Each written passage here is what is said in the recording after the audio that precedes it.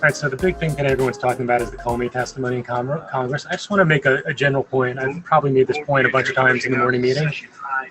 Sometime in the last several years, the things that used to matter in terms of,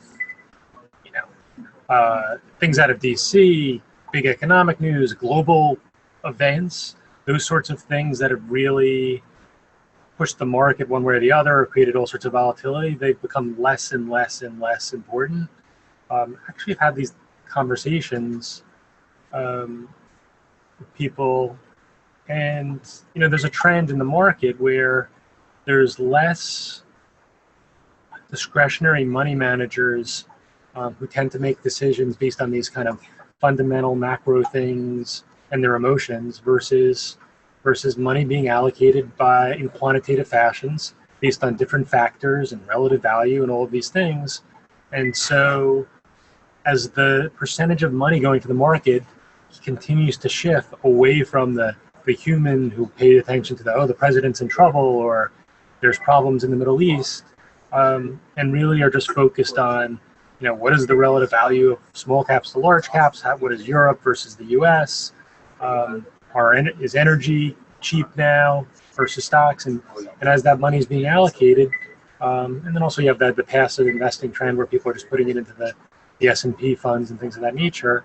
It just changes. And so, even as recently as the last year or two, when something would happen and, I'd hear a trader on the desk like, blah, blah, blah is going on, I'm getting short. Or it's like, no, I mean, maybe for 30 seconds, that might be the case, but that's just not how it works anymore.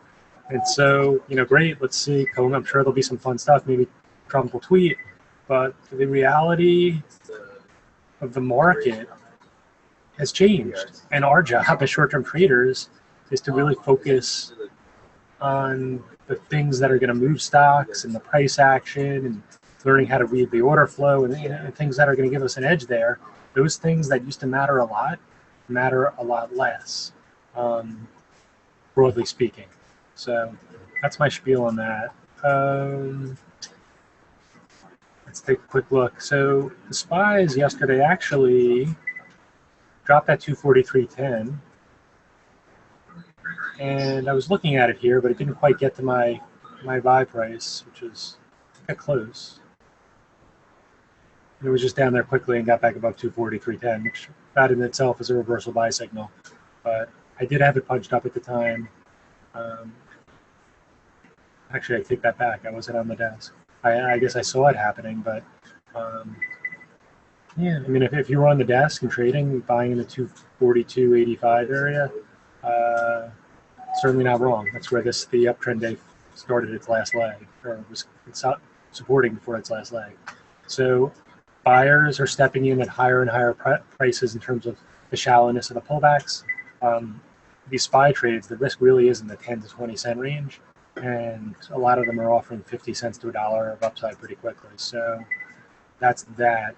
We have seen this over the last couple of years where we'll establish a top of a range, and the better trade actually is it takes the market a bunch of times to break through and start its next up leg.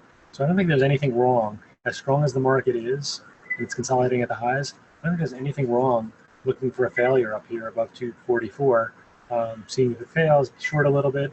And what you'd want to see is it get back down below 243.90. And then you'd look for a pull in to probably around here, around the half.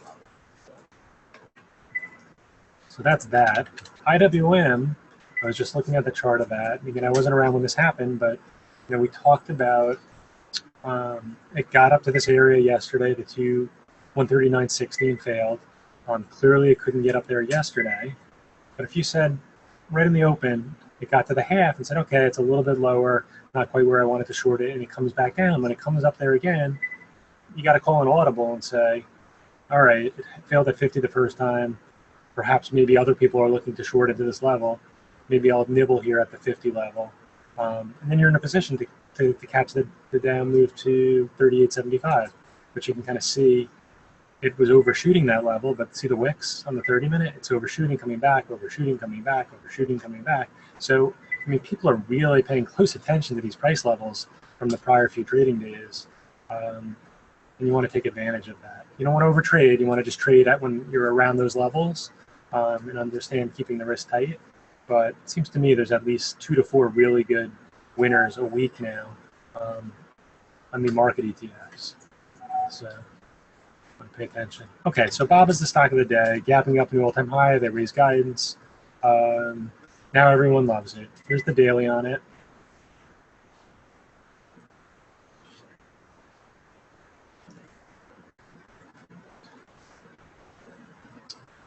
So they did. It was did the IPO. It double bottomed at 60, and then it really started to catch our attention here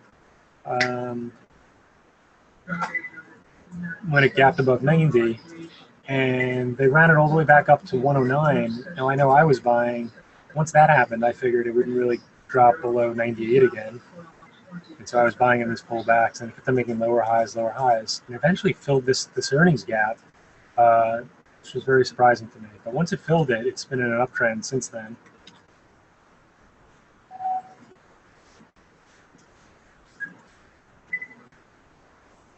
And everybody who owns the stock now is in the money. Now is a move to 140 extending away from this trend? Is it steeper? It absolutely. It's up here. It's off my chart. So certainly some sort of consolidation now above the prior all-time high, 126, is what's going to happen. But there's going to be some short-term short trades in it. Let's take a look.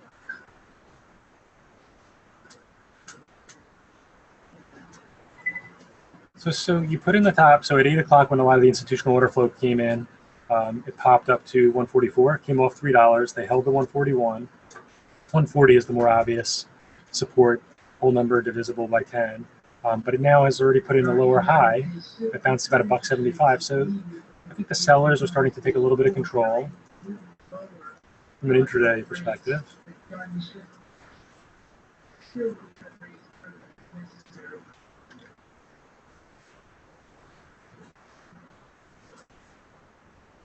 We had a wedge. Like obviously, if it broke here and got above 142.80ish or so, you would look for the move back up to the pre-market high. But right now you have your lower high. It's holding a little spike here above the whole number. It's holding. I'm sure some people are going to look to take profits on this one today. So I don't know. There's no way to say how much of this gap is going to fill. 26 to 44, $18. Third of that $6 off the high brings us to 138. That'd be a starting gamut. And then depending on how it closes, if it closes weak, below 140, or more possible downside. If it closes below 138, it'll be set up good tomorrow for like a quick pop on the open and then another lower high and a little bit more of a gap fill. So feel free to trade it on both sides. Understand that it can get a little bit nasty at times, but it's got to do 20 to 30 million shares today pretty easily, so it's going to be liquid. JD. I put JD second because I figured this would be a little bit of an easier play. I'm sure it's just gapping up because of BABA to a new all-time high. Here's what the daily looks like.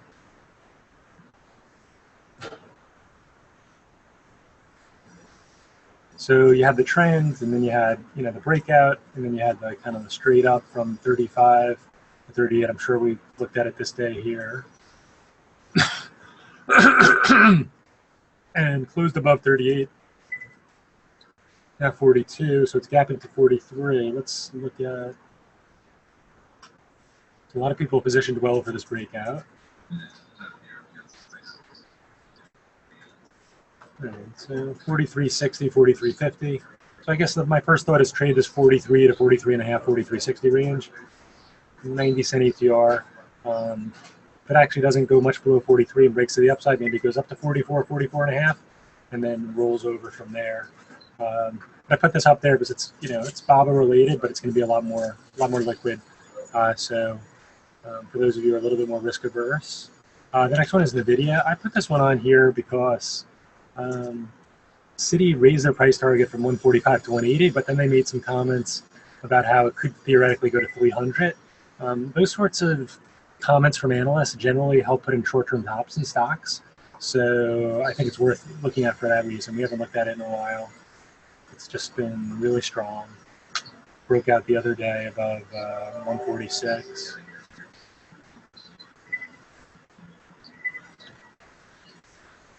It's just been creeping up.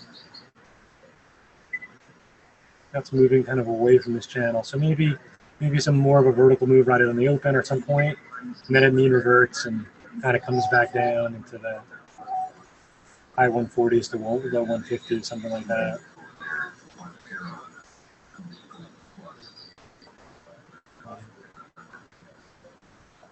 So the more vertical it goes on the open, the better for us, because then you'll see like a hard $1 to $2 down move. You'll see a failure to take out, go to the high, and then it'll kind of trend back down and work its way back down into this area down here. URBN, there is no support. Don't look back 7-8 years for support.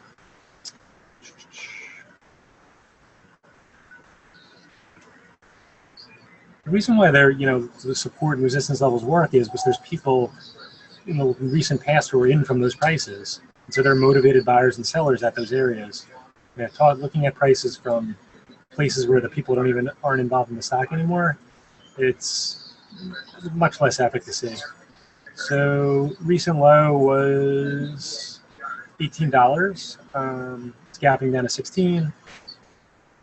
They filed in their quarterly or annual filing. They talked about how the first 2 months same-store sales were bad, and that's why it's down. I can't believe this thing was $40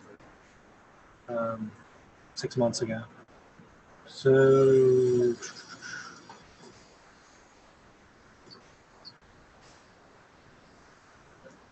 it's already done a few 100,000 shares. Let's see if it holds here. Market opens, flushes down. They start buying at about 1580, starts to hold 16. I look for a bounce.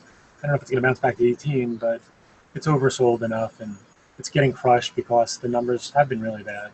So this is a situation where unless you're getting a consolidation below 16 after 1030 and it takes out the low, you're probably looking for some sort of bounce. VRX, my feeling on this is they just keep on paying down some debt, selling assets. The risk keeps on getting lower and lower of the worst case scenario happening. And so we want to keep an eye on it. It worked really well for us the other day when we traded it from 10.5 to like 12.5, and ended up running up a few more dollars. It was a good short at 14.5 double top. I think it's a buy at 12. You can see it overshot there about a week ago. Touched it again. It's it's tough at that level, but I think it's enough of a retracement, and the things have kind of gotten better for them. The next thing I would be looking for is it doesn't make a move back up into this area here above 1320, consolidate above 13, and then break again to the upside and test that post-earnings high. I just don't really expect it to be something real negative would have to happen for it to come back down to $10, I think.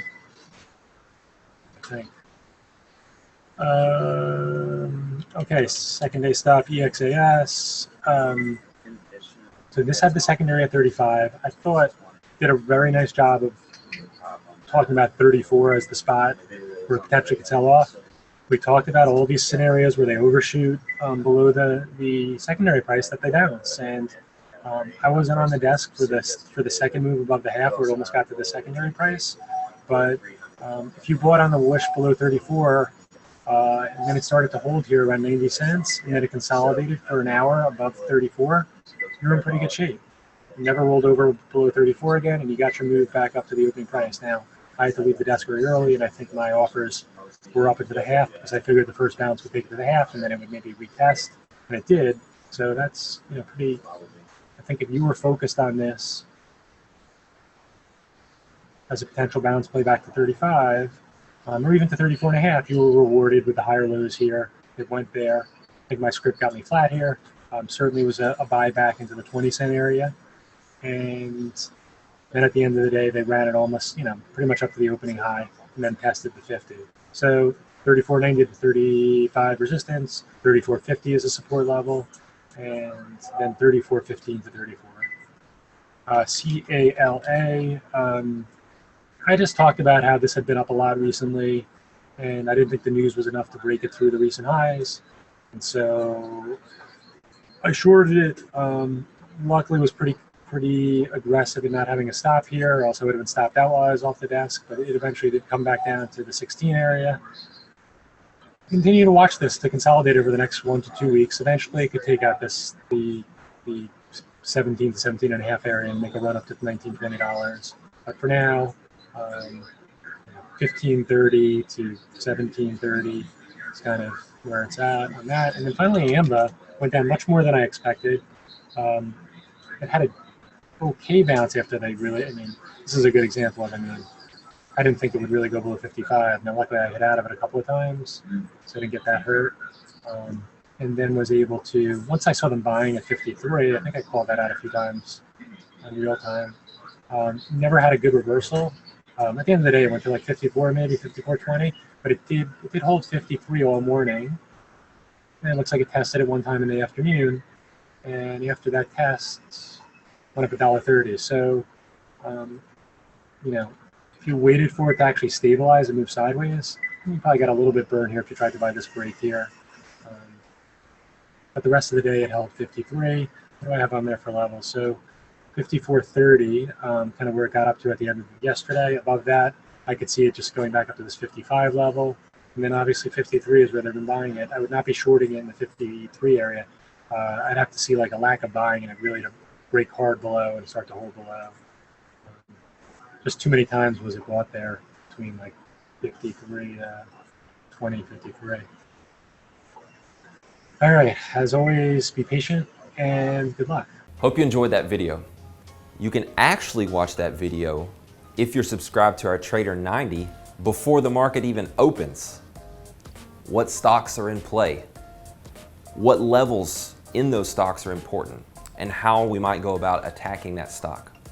That's Steve Spencer, 20-year veteran trader, laying it out there every morning before the market even opens. A really, really powerful tool to start your session off on the right foot. So right now we're offering a trial that you can take advantage of to access this meeting and other meetings throughout the day. We have a meeting at 11 a.m. Eastern where you can sit down with Mike Bellafiore and listen to him talk about what's going on during the morning session, what stocks were in play, what the best trade opportunities were, as well as maybe some things that we're looking at heading into the afternoon session. So I really encourage you to take advantage of that trial.